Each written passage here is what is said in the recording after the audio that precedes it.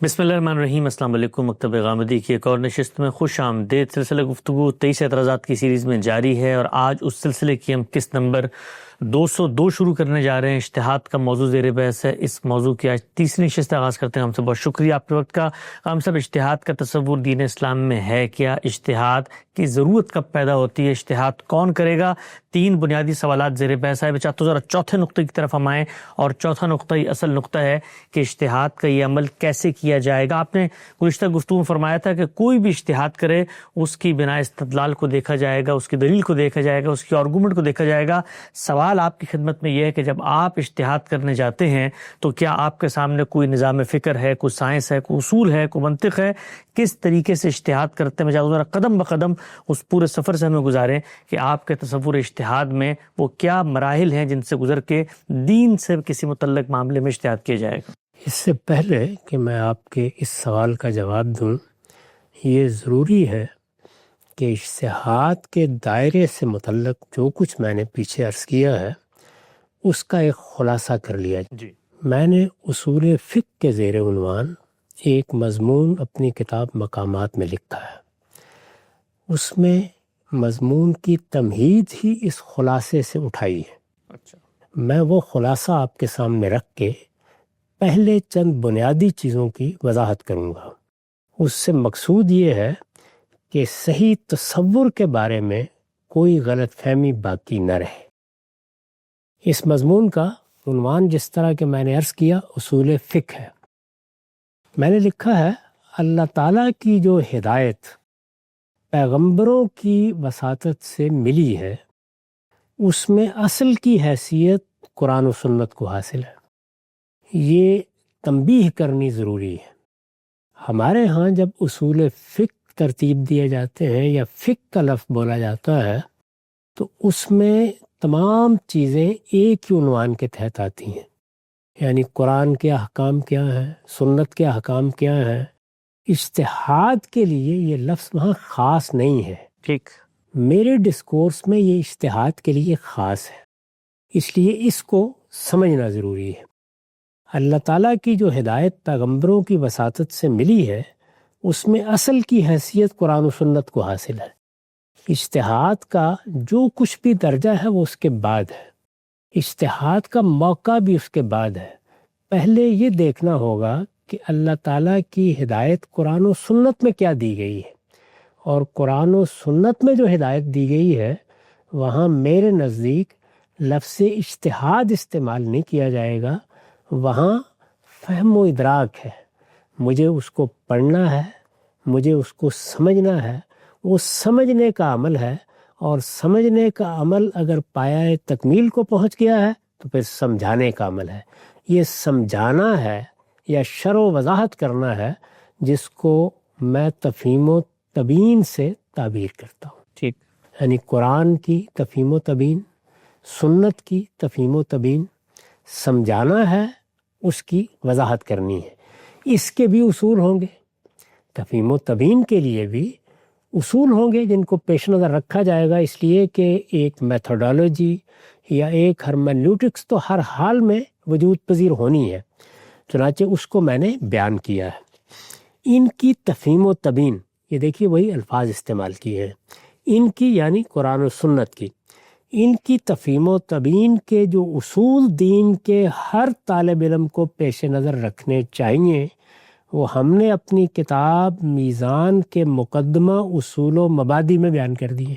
اچھا، وہاں تینوں چیزیں زیر بحث آ گئی ہیں۔ جی، مبادی تدبر قرآن، یعنی قرآن مجید اللہ کی کتاب ہے، اس کو سمجھنے کے لیے کیا چیزیں ملحوظ رکھنی چاہیے، وہ مبادی تدبر قرآن کے زیر عنوان وہاں بیان ہو گئی۔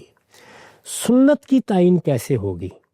سنت ظاہر ہے کہ رسالت مآب صلی اللہ علیہ وسلم کا عمل ہے اور عملی حیثیت سے منتقل بھی ہوتی ہے، لیکن اس کے ساتھ رسالت مآب صلی اللہ علیہ وسلم کا اسوہ حسنہ بھی منتقل ہوتا ہے، تفہیم و تبیین بھی منتقل ہوتی ہے۔ اس لیے کہ جو منتقل کرنے والے ہیں وہ تو پہلے دن سے یہ تفریق نہیں کر رہے، اس سارے ذخیرے پر ایک نظر ڈال کر پھر یہ ایک عالم کا کام ہے یا دین کے ایک طالب علم کا کام ہے کہ وہ اس کو کیٹیگرائز کرے، یعنی تعین کے ساتھ بتائے یہ سنت ہے، یہ تفہیم و تبیین ہے، یہ اسوہ حسنہ ہے۔ یہ تینوں عنوانات ہیں جن کے تحت رسالت مآب صلی اللہ علیہ وسلم سے جو کچھ صادر ہوا ہے اس کو مرتب ہونا چاہیے۔ اسی کو سامنے رکھ کر پھر میں نے وہاں مبادی تدبر سنت لکھے ہیں اور وہ 7 اصول بیان کیے ہیں جن کو ملحوظ رکھا جائے گا، جن کا اطلاق کیا جائے گا۔ اس کے نتیجے میں رسالت مآب صلی اللہ علیہ وسلم سے جو کچھ صادر ہوا ہے، یعنی ما صدر عن النبی صلی اللہ علیہ وسلم، وہ متعین ہو کر سنت کے زیر عنوان آ جائے گا، یعنی اس میں سے کیا چیز ہے جس کو سنت قرار دیا جائے گا۔ اس کے بعد میں نے مبادی تدبر حدیث کا عنوان وہاں قائم کیا ہے۔ نبی صلی اللہ علیہ وسلم کا اسوہ بھی حدیثوں میں بیان ہوا ہے، نبی صلی اللہ علیہ وسلم کی تفہیم و تبیین بھی اس میں بیان ہوئی ہے۔ تفہیم و تبیین اور اسوہ حسنہ کو جاننے کے لیے یہ ضروری ہے کہ اس ذخیرے سے کیسے فائدہ اٹھانا ہے، اس کے اصول متعین کیے جائیں۔ وہ محدثین نے جس طرح متعین کیے ہیں ان کے بارے میں بھی میں نے اپنی رائے وہاں دی ہے، اور فہم حدیث کے اصول بھی وہاں تعین کے ساتھ بیان کر دیے ہیں۔ ٹھیک، یہ باب وہاں پایہ تکمیل کو پہنچ جاتا ہے، اچھا، یعنی قرآن و سنت کو کیسے سمجھنا ہے، اس کے اصول کیا ہیں۔ ہمارے ہاں جب اصول فقہ کا لفظ بولا جاتا ہے یا یہ اصطلاح اختیار کی جاتی ہے یا اس علم کا تعارف کرایا جاتا ہے تو اس میں یہ سب چیزیں شامل ہوتی ہیں۔ قرآن مجید پر تدبر کے کیا مبادی ہیں، سنت کو کس طریقے سے سمجھنا ہے، حدیث کو کس طریقے سے الگ کرنا ہے، اس کو سمجھنے کے کیا اصول ہیں، وہ سب ایک ہی عنوان کے تحت آتے ہیں۔ میں نے ان کو الگ کر دیا اور اس کے لیے اصول و مبادی کا عنوان اختیار کیا ہے اور اسے اپنی کتاب میزان کا مقدمہ بنا دیا ہے۔ ٹھیک، ایک آپ سے مختصر سی بات، اب یہ آپ نے جو اس کا نام تجویز کیا اصول فقہ، کوئی شخص کہہ سکتا ہے کہ اصول فقہ جو ہمارے ہاں روایت کے اندر زیر بحث ہے اس میں تو قرآن پر، حدیث پر، اس طرح سے فقہ پر غور و فکر کے جو قواعد ہیں ان کو اصول فقہ میں بیان کیا جاتا ہے، لیکن چونکہ آپ کے نزدیک شریعت اور فقہ دو الگ الگ چیزیں ہیں تو آپ کے نظام کے اندر جب اصول فقہ کہا جائے گا تو وہ شریعت کی ان ماخذ سے الگ ہو کر چیز زیر بحث ہے۔ اسی کو میں نے بیان کیا، یعنی یہ بتایا ہے کہ دین کی جو ہدایت ہمیں ملی ہے وہ تو اصلاً قرآن و سنت سے ملی ہے۔ جب وہ قرآن و سنت سے ملی ہے تو پہلا مسئلہ یہ ہے کہ ہم اصول فقہ کیا ہیں، میرے نزدیک وہ اصول اجتہاد ہیں، ان کے فرق کو سمجھ لیں، یعنی ہم کس چیز کو پڑھنے جا رہے ہیں۔ کیا وہ اصول فقہ جو ہمارے ہاں بالعموم ہماری روایت میں اصول فقہ کے زیر عنوان بیان ہوتے ہیں، میں نے عرض کیا کہ اس کا ایک حصہ وہ ہے جس کا تعلق قرآن کے سمجھنے سے، سنت کے سمجھنے سے، حدیث کو سمجھنے سے ہے، اس کو میں نے الگ کر دیا۔ ٹھیک، اور الگ کرنے کی وجہ یہ ہے کہ میں اس کو اس عنوان کے تحت رکھنا موضوع نہیں سمجھتا۔ وہاں تفہیم و تبیین زیر بحث ہے، اسوہ حسنہ زیر بحث ہے، وہاں جو چیز اللہ تعالیٰ کی طرف سے ملی ہے اس کا فہم زیر بحث ہے، وہ سمجھنی ہے اور وہ سمجھانی ہے۔ میں اس کے لیے نہ اجتہاد کے لفظ کا استعمال موضوع سمجھتا ہوں، نہ فقہ کے لفظ کا استعمال موضوع سمجھتا ہوں، اگرچہ لغت کے اعتبار سے یہ دونوں لفظ وہاں بھی استعمال ہو سکتے ہیں۔ ٹھیک، اس کو پھر سن لیجئے تاکہ اس میں کوئی وہم باقی نہ رہے۔ اللہ تعالیٰ کی جو ہدایت پیغمبروں کی وساطت سے ملی ہے اس میں اصل کی حیثیت قرآن و سنت کو حاصل، اصل کی حیثیت ان کی تفہیم و تبیین، یعنی ان کو سمجھانے، ان کی شرح و وضاحت کرنے، ان کی تفہیم و تبیین کے جو اصول دین کے ہر طالب علم کو پیش نظر رکھنے چاہیے وہ ہم نے اپنی کتاب میزان کے مقدمہ اصول و مبادی میں بیان کر دیے ہیں، یعنی وہ دین کو سمجھنے کے اصول و مبادی ہیں، یہ فقہ کے اصول و مبادی ہیں، دونوں میں فرق سمجھ لینا چاہیے۔ اسی عنوان سے، اصول و مبادی کے عنوان سے، اسی عنوان سے ان کا ایک خلاصہ بھی ہماری کتاب مقامات میں دیکھ لیا جا سکتا ہے۔ اسی عنوان سے خلاصہ کر دیا ہے، یعنی ایک طالب علم اگر بالاجمال سمجھنا چاہے تو وہ وہاں اس کو دیکھ لے، وہ صفحے 2 صفحے میں ہے۔ ان کے علاوہ، یعنی اب ان کے علاوہ زیر بحث آیا، قرآن مجید سے جو ہدایت ملی وہ ہم نے سمجھ لی اور سمجھا دی، سنت میں جو ہدایت ملی وہ سمجھ لی اور سمجھا دی، حدیث کے ذریعے سے رسالت مآب صلی اللہ علیہ وسلم کی تفہیم و تبیین ملی، آپ کا اسوہ حسنہ ملا، اس کو سمجھنے سمجھانے میں کیا چیزیں پیش نظر رہنی چاہیے وہ بھی ہم نے بیان کر دی. اس طرح دین کا پورا کانٹینٹ زیر بحث آ گیا. یعنی دین کے محتویات کیا ہیں، وہ دین جو ہمیں پیغمبر نے دیا ہے، وہ دین جو ہمیں یا لفظ میں ملا ہے یا پیغمبر کے عمل میں ملا ہے، اس کو پہلے ہم سمجھنے کا کام کریں گے.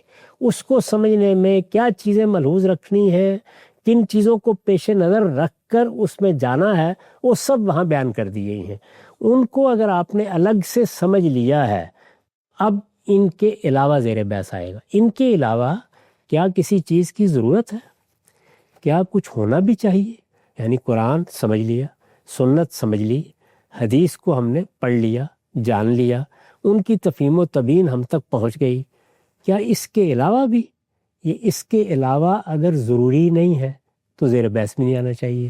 اگر ہے تو کیا ہے، اور اگر وہ زیر بحث آنا ہے تو کیوں زیر بحث آنا ہے، اس کو پہلے سمجھنا چاہیے. ان کے علاوہ تمام اگر کوئی چیز خدا کے منشا تک پہنچنے کا ذریعہ بن سکتی ہے تو وہ اجتہاد ہے. اچھا، یعنی یہ تو خدا کی ہدایت ہے جو ہمیں دے دی گئی. متعین.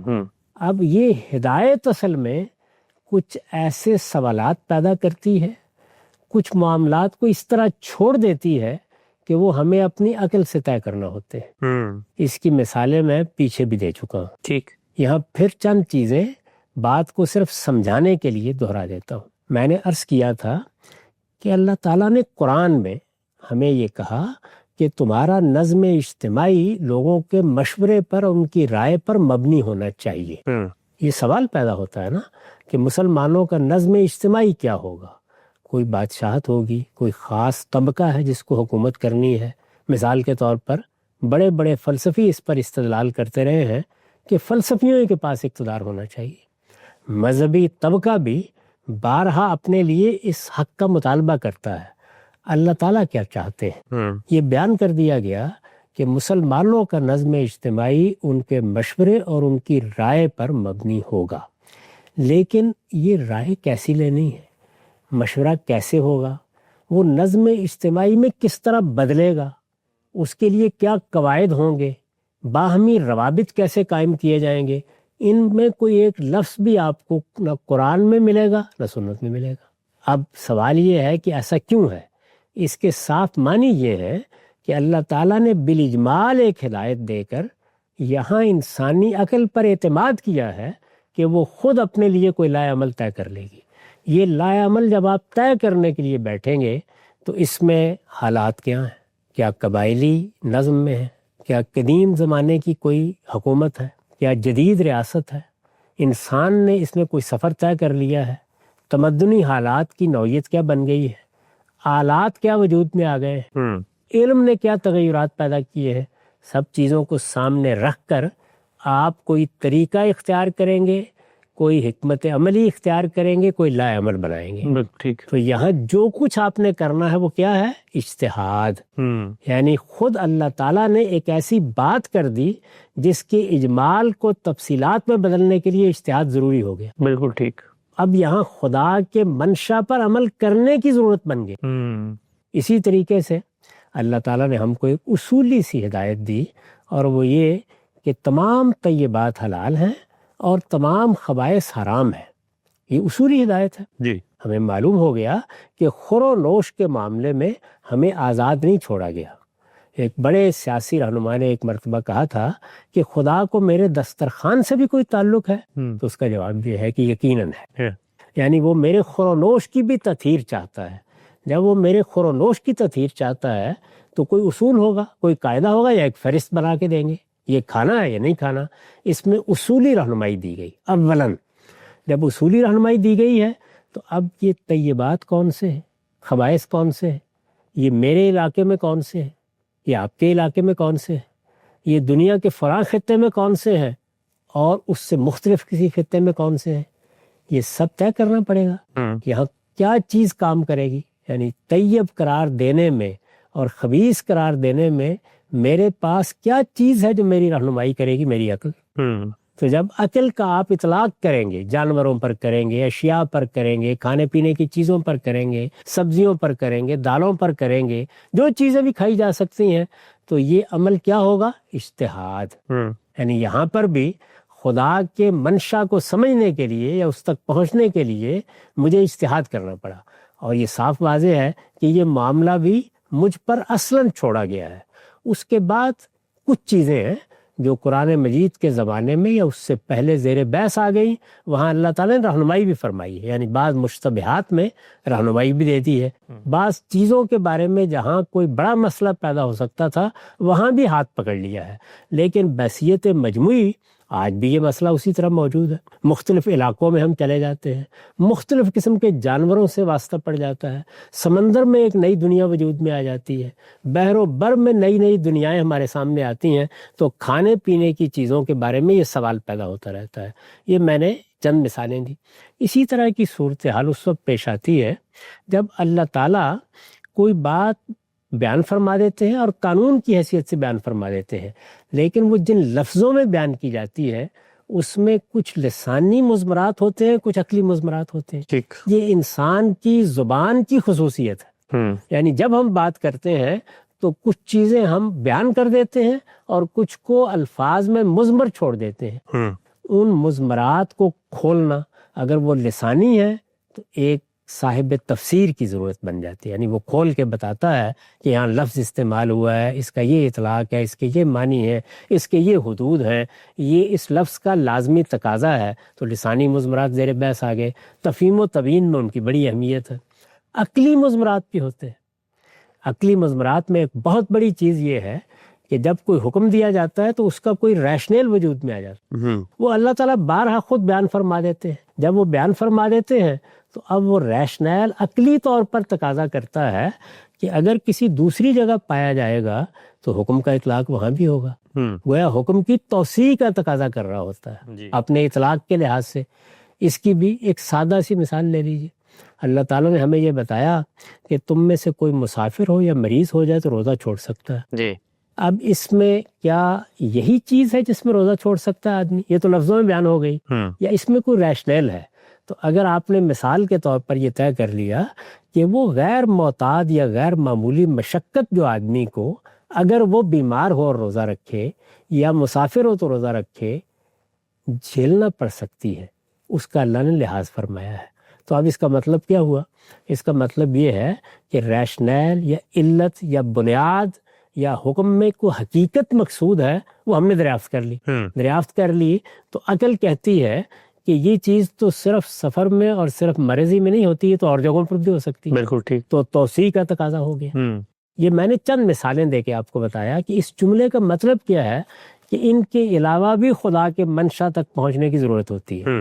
یعنی جب اللہ تعالیٰ اپنا منشا بیان فرماتے ہیں، قرآن مجید میں بیان کریں گے یا پیغمبر بیان کریں گے، جب وہ بیان فرماتے ہیں تو بیان کے لازمی نتیجے کے طور پر جس طرح تفہیم و تبیین کی ضرورت پڑتی ہے اسی طریقے سے اجتہاد کی ضرورت پڑ جاتی ہے.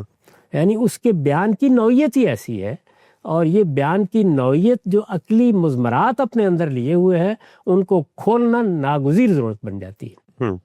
ان کے علاوہ طبعاً یعنی اصل کو کیا ہے؟ قرآن اور سنت، ان کا سمجھنا، ان کی تفہیم و تبیین. ان کے علاوہ یعنی قرآن و سنت کے علاوہ طبعاً اگر کوئی چیز خدا کے منشا تک پہنچنے کا ذریعہ بن سکتی ہے تو وہ اجتہاد ہے. یعنی اب کیا ہے، یعنی ہمیں کیا کرنا ہے؟ طبعاً کیا کرنا؟ اصلاً تو پہنچ گیا دین، اگر اس سے کوئی مسئلہ پیدا ہو رہا ہے امتثال امر ہی ممکن نہیں ہے جب تک ہم عقل سے کام نہیں لیں گے. جیسے امرہم شورا بینہم میں عمل کیسے کریں گے؟ اچھا اسی طرح سے طیبات جائز ہیں اور خبائث حرام ہیں، ان میں عمل کیسے کریں گے؟ اللہ کے حکم پر عمل کرنا ہے، طے کریں گے نا پہلے. چھوٹی سی سادہ مثال لے لیجئے. اللہ تعالیٰ نے عبادات میں فرمایا ہے کہ جب تم باہر بھی ہو تو کوشش کرو کہ طے کر کے نماز پڑھو. قبلہ کدھر ہے؟ قبلہ رخ ہو کے نماز پڑھنی ہے. اب اس میں فرض کیجئے آلات نہیں ہے تو آپ اجتہاد ہی کریں گے. یا سفر میں ہے جہاں پتہ نہیں قبلہ کیسے طے ہو. کیا ہے کہ ہر آدمی ہر وقت گھر میں نہیں ہوتا، ہر وقت محلے کی مسجد میں نہیں ہوتا. ہم جہازوں میں بھی ہوتے ہیں، باہر بھی ہوتے ہیں، صحراؤں میں بھی ہوتے ہیں، گھوڑوں پر بھی سفر کر رہے ہوتے ہیں. یہ آلات تو اب ہے نا ہمارے ہاتھوں میں ہے. اگر نہ ہو تو کیا کریں گے؟ تو ایک عام آدمی کی ضرورت بن جاتی ہے کہ اللہ کے حکم پر عمل کرنے کے لیے قبلے کی تعین کرنی ہے. تو قبلے کی تعین کرنی ہے تو کس سے ہوگی؟ عقل سے، اور یہی اجتہاد ہے۔ تو اجتہاد کیا ہے؟ اس اصطلاح کو پھر تازہ کر لے جس کا ہم تعارف کرا چکے ہیں کہ یہ در حقیقت ایک جملہ تھا سیدنا معاذ کا، اس سے اصطلاح وجود میں آئی ہے۔ وہ جملہ کیا تھا؟ اجتہد الرأی، میں اپنی عقل کو استعمال کروں گا، آخری درجے میں کروں گا، لا آلو، میں اس میں کوئی کسر اٹھا نہیں رکھوں گا۔ اس سے یہ لفظ بن گیا اجتہاد، یعنی عقل کو استعمال کرنا۔ جب ہم قرآن پڑھ رہے تھے تو پڑھنے میں بھی عقل استعمال ہو رہی ہے، لیکن وہ فہم اور ادراک کی نوعیت کا معاملہ ہے۔ جب ہم نے اس کو علم میں تبدیل کر لیا تو اب یہاں تو صرف عقل ہی ہے جو ہماری رہنمائی کرے گی۔ اصول ہم نے سمجھ لیا، یہاں کوئی لفظ نہیں ہے جن کو ہم پکڑ کے چلیں گے، وہ تو واضح ہو گیا کہ کیا مدعا ہے، کیا چاہا گیا ہے، کیا حکم ہے۔ یہاں ہم نے عقل کا دامن پکڑنا ہے، اسی کے ہاتھ میں ہاتھ دینا ہے، وہ ہمیں خدا کے منشا تک پہنچانے کا ذریعہ بنے گی۔ ان کے علاوہ طبعاً اگر کوئی چیز خدا کے منشا تک پہنچنے کا ذریعہ بن سکتی ہے تو وہ اجتہاد ہے۔ اسی سے بہت سی دوسری چیزوں کے ساتھ ہم ان احکام کو بھی سمجھنے کی کوشش کرتے ہیں جو براہ راست نصوص میں بیان نہیں ہوئے، مگر اپنی نوعیت کے لحاظ سے انہی کے اطلاقات ہیں جو لوگوں کی رائے اور فہم پر چھوڑ دیے گئے ہیں۔ اسی کی مثالیں دے کے میں نے جمہوریت کی یہ ساری مثالیں جتنی ہیں وہ اسی کی ہیں۔ یعنی یہ در حقیقت وہ چیزیں ہیں جو براہ راست یا لفظوں میں نصوص میں بیان نہیں ہوئی۔ دوسرے الفاظ میں یوں کہیے کہ یہ منطوق نہیں ہے، ہم ان کے لیے کوئی آیت پڑھ کے نہیں سنا سکتے، ان کو ہم نے اپنی عقل سے ان نصوص کی روشنی میں سمجھنا ہے، مگر اپنی نوعیت کے لحاظ سے انہی کے اطلاقات ہیں۔ یعنی جو باتیں نصوص میں بیان ہو گئی ہیں، یہاں کوئی ہم اپنی طرف سے چیز نہیں تلاش کر رہے، انہی کے اطلاقات ہیں، انہی کی اپلیکیشنز ہیں، انہی کے اطلاقات ہیں جو لوگوں کی رائے اور فہم پر چھوڑ دیے گئے ہیں۔ یعنی یہ ایسا بھی نہیں ہے کہ ہم نے خیال کر لیا ہے کہ ہمیں اپنی رائے استعمال کرنی ہے۔ اللہ تعالیٰ کی کتاب کو پڑھنے سے یہ بالکل واضح ہو جاتا ہے کہ اللہ تعالیٰ نے ارادے کے تحت ان کو ہمارے لیے چھوڑ دیا ہے۔ اس کی نہایت عمدہ مثالیں خود قرآن میں موجود ہیں۔ یعنی قرآن مجید نے جب شریعت کے معاملے میں رہنمائی فرمائی ہے تو اس کا طریقہ یہ اختیار کیا ہے کہ وہ پہلے شریعت کو بیان کر دے گا۔ جیسے سورہ طلاق کو آپ پڑھیے، طلاق کا پورا قانون اللہ تعالیٰ نے وہاں چند آیات میں بیان کر دی، پورا قانون بیان کیا، کوئی چیز نہیں چھوڑی۔ لیکن اس میں جو مضمرات ہیں، جو اس کے بارے میں عقلی سوالات پیدا ہوتے ہیں، ان پر وہاں کوئی بات نہیں کی۔ وہ جیسے ہی آپ اس پر عمل کرنے کا فیصلہ کرتے ہیں تو سوالات پیدا ہونا شروع ہو جاتے ہیں، اور ان عقلی تقاضوں کو سمجھنا ناگزیر ہو جاتا ہے۔ یہ سمجھنے کا عمل جس طرح آپ کریں گے تو اب ظاہر ہے کہ میں یہی کہوں گا کہ یہ فہم پر چھوڑ دیے گئے ہیں۔ اس کے لیے خود قرآن نے کیا رہنمائی کی؟ اس نے اس زمانے میں صحابہ کرام کے سوالوں کے جواب دیے۔ وہ جوابات آپ کو مثلا سورہ بقرہ میں ملیں گے، ان میں سے ایک چیز آپ کو سورہ احزاب میں ملے گی۔ اس سب کو جب آپ جمع کر لیتے ہیں تو معلوم ہوتا ہے کہ نہایت خوبی کے ساتھ ہمیں خود اجتہاد کی تربیت دی گئی۔ سبحان اللہ۔ یعنی پہلے شریعت بیان کی گئی ہے، پھر یہ بتایا ہے کہ یہ اتنی بھی بیان کر دی جاتی تو تمہاری عقل اللہ کی بہت بڑی نعمت ہے، وہ سارے مضمرات خود کھول سکتی تھی، ان کے ریلیشن، ان کے تعلقات خود سمجھ سکتی تھی، ان کے رشتے خود دریافت کر سکتی تھی۔ لیکن اس کتاب کے نزول کے زمانے میں اگر کوئی وہم پیدا ہوا تو ہمارا وعدہ ہے کہ ہم وضاحت کر دیں گے، گویا وہ اللہ تعالیٰ کی اپنی فکر ہے۔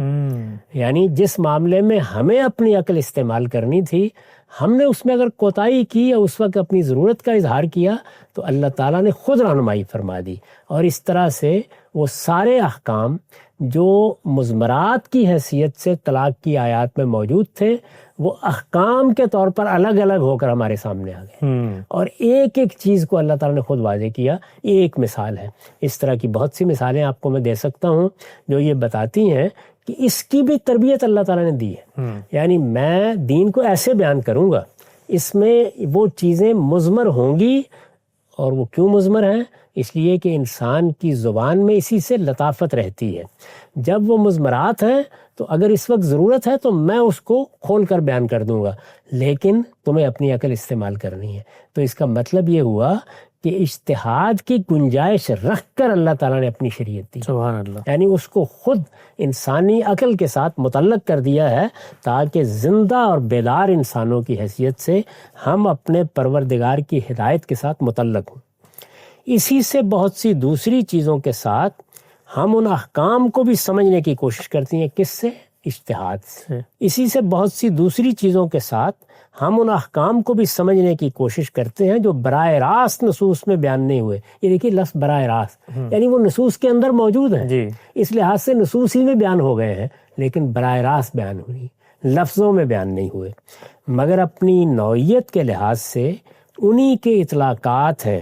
اطلاقات یعنی اپلائی کیا گیا ہے، انہی کے اطلاقات ہیں جو لوگوں کی رائے اور فہم پر چھوڑ دیے گئے ہیں.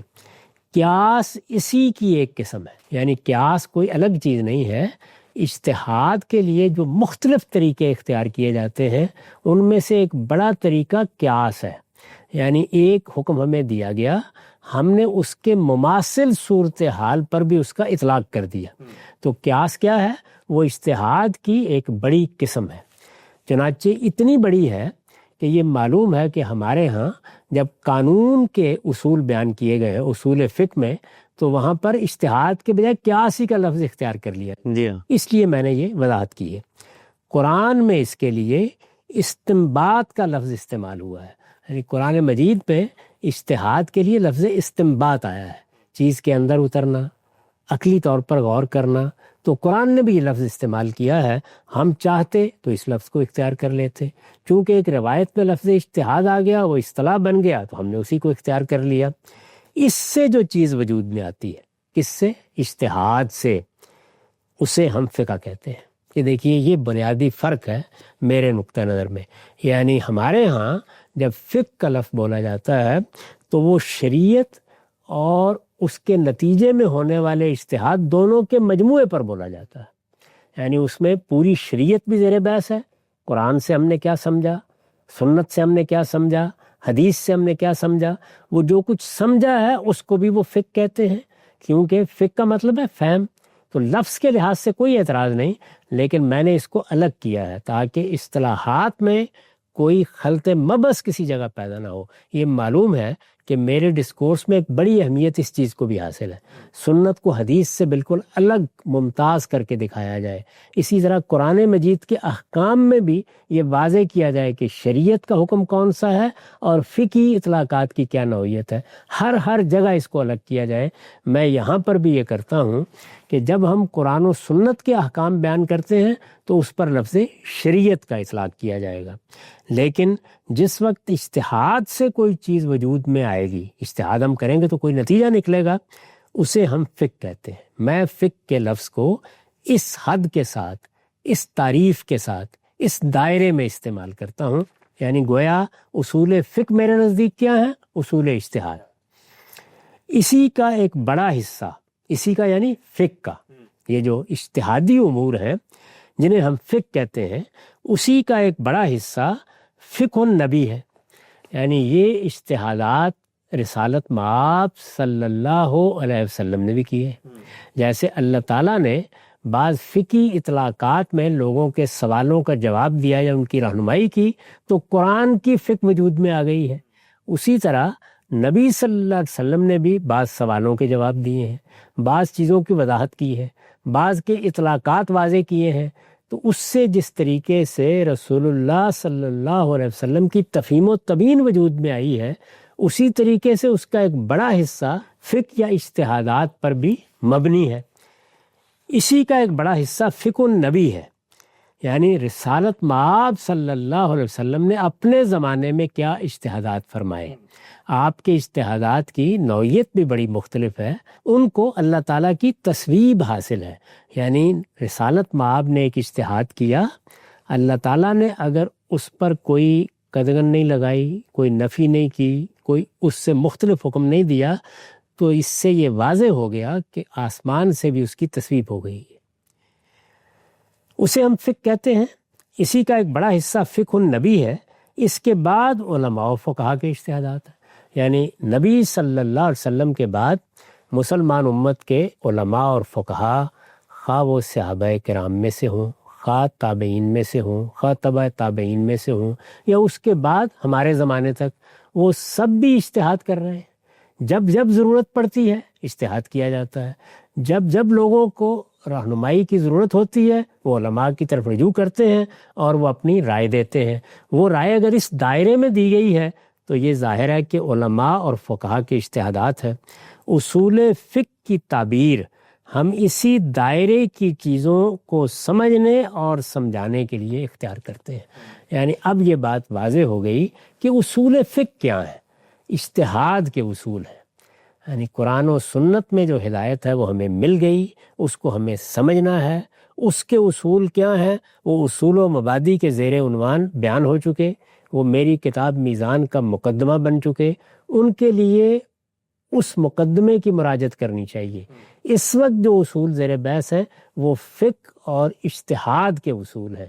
یعنی جس وقت اللہ تعالیٰ نے کوئی حکم دے دیا ہے اور وہ حکم عقلی تقاضے پیدا کر رہا ہے، وہ چاہتا ہے کہ ہم تدبر کر کے اس کے امتثال امر کے لیے کوئی لائے عمل خود اختیار کریں، وہ یہ تقاضا کرتا ہے کہ ہم اپنی عقل کو استعمال کریں، تو اس سے جو چیز وجود میں آئے گی وہ فقہ ہے.